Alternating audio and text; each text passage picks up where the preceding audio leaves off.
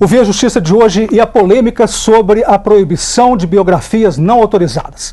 Participando do programa, o juiz Marcelo Piragibe, da Vara da Fazenda Pública e Autarquias Estaduais de Juiz de Fora, e o jornalista e escritor Pedro Blanc.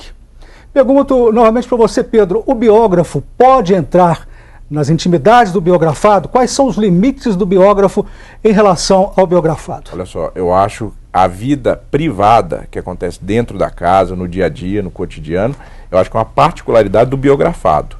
Eu tenho muito receio com relação a isso, porque a partir do momento que você sai da esfera pública e entra na esfera privada, você pode correr em alguns deslizes, crimes e alguns limites que é muito tênues.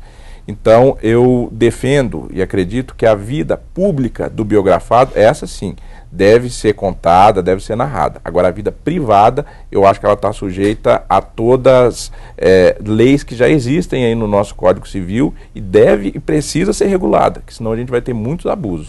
Doutor Marcelo, é verdade que o Código Civil dá todo o peso à privacidade e nenhum à liberdade de expressão? O Código Civil, o nome já diz, é mais feito para o civil. É um código, antes chamavam de código burguês, que ele era feito para as relações que não eram mais privadas do que públicas, eram relações entre os cidadãos. Por isso que o código é de civil. Essa ênfase, talvez, porque ser relações entre pessoas e não relações entre pessoas e o Estado. Essa preferência, essa prioridade sobre relações privadas, né? Pedro, o que seria privado numa pessoa pública?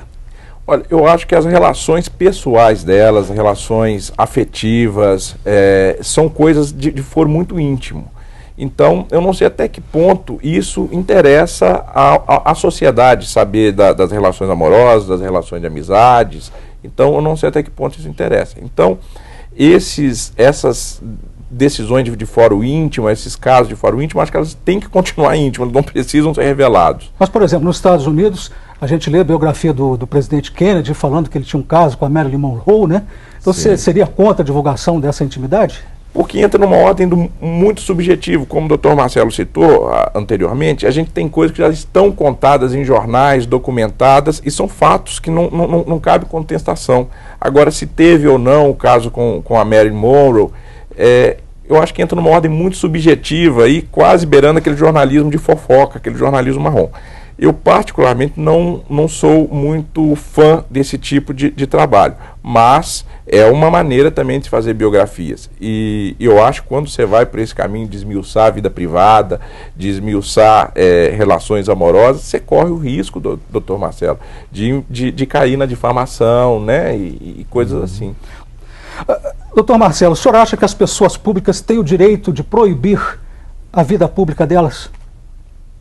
A divulgação da vida pública? Acho que tem quando houver abuso. Aí entram os limites dessa divulgação. Se houver abuso que ofender a honra, a dignidade, o decoro da pessoa atingida, e existem instrumentos jurídicos a coibir esse tipo de conduta contra o biografado ou quem quer que seja.